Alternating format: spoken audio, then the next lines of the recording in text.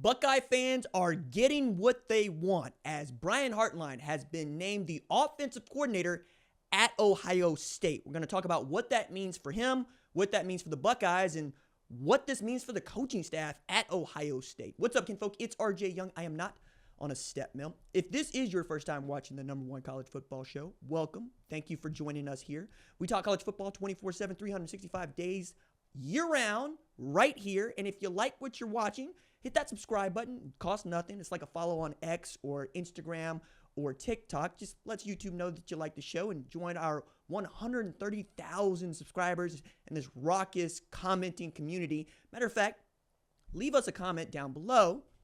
Tell me, do you like the move of Brian Hartline to offensive coordinator? I got to tell you, it's going to be interesting for me to watch. I think I like this. I think I like this quite a bit.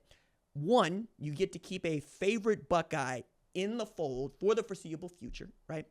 Brian Hartline, who has made a name for himself, first as a player. People forget that Brian Hartline was a hell of a wide receiver at Ohio State.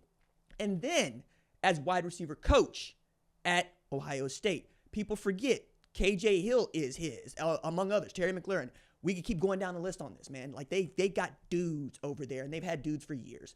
Garrett Wilson, Chris Olave, Marvin Harrison Jr., Emeka Ibuka, Marvin Harrison Jr., Jeremiah Smith. We keep going on about this. Like, they go top to bottom, year in, year out. It seems like since basically 2018, since he got the job and arrived, man. Like, it's been that stark, and it's been that cool to see. They have been one of the 2-3 best wide receiver groups in the country for that span of time. You would make the argument, I think, unassailably, that they had the best wide receiver group in the entire country last year, and that led to the first national championship since 2014. Going to correct myself from something I said earlier in the week. Tom Herman was offensive coordinator at Ohio State in 2014, not Ryan Day. That's on me. Don't know how I got that conflated. Also got a text from he who must not be named going, yo, why are you trying to take away my national championship? Again, my bad. I forgot. It's on me. That said, does this mean that Brian Hartline is going to be the play caller? I'd like to see it. I really would. I think that Ryan Day moving into the CEO position was as important to Ohio State winning a national championship as anything else that he had done.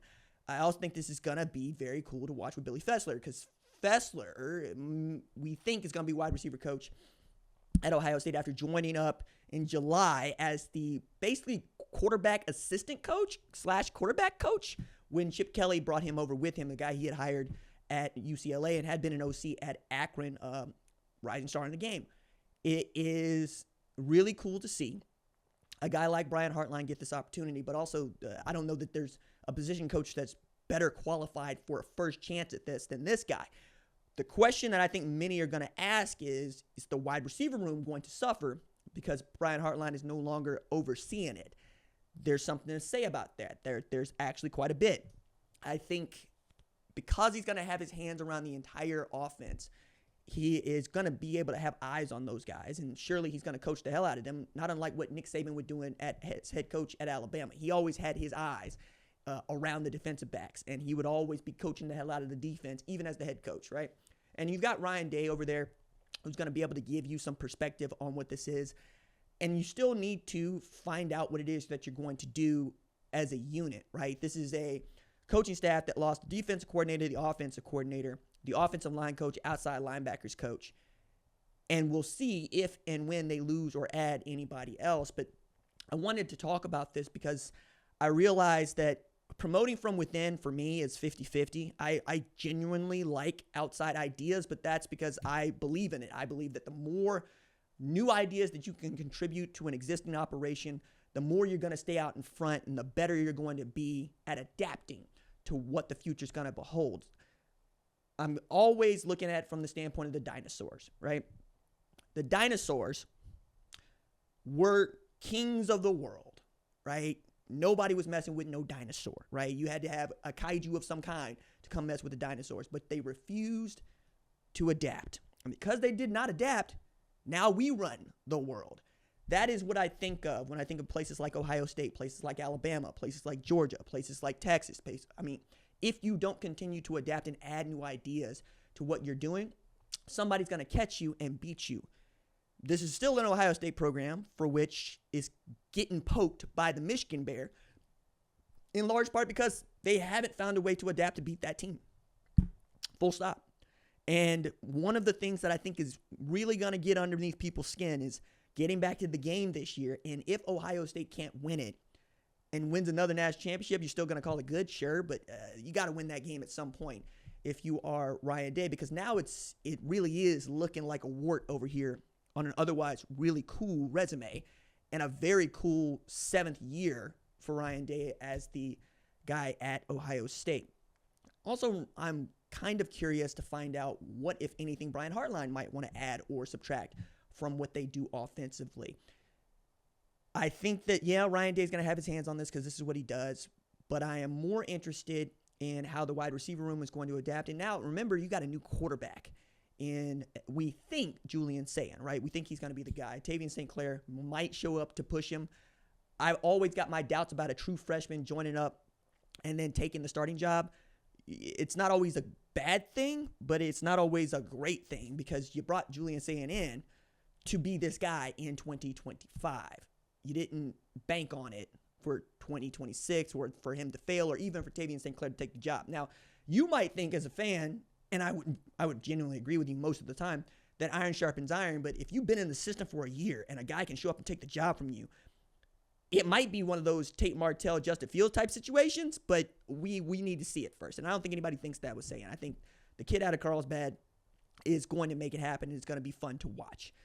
Also, we get to see what Ryan Day does with these first world problems, right? First world problems being, damn, my staff is getting rated after we win a national championship. Yeah, that's generally how these things go. But Nick Saban was able to make it work. Urban Meyer was able to make it work. And these are the things that generally separate the great head coaches from the merely good head coaches. And the great head coaches are the ones that we end up telling the stories about year in and year out all the way through. Barry Switzer comes to my mind, right, as one of those guys. Usually, you got one or two dudes that stick with you for a very long time, like Kirby Smart did with Saban. But even after Kirby Smart left, that didn't stop Nick Saban from winning national championships. And I still maintain that 2020 team that beat Ohio State in the national championship game is one of the best football teams ever, period.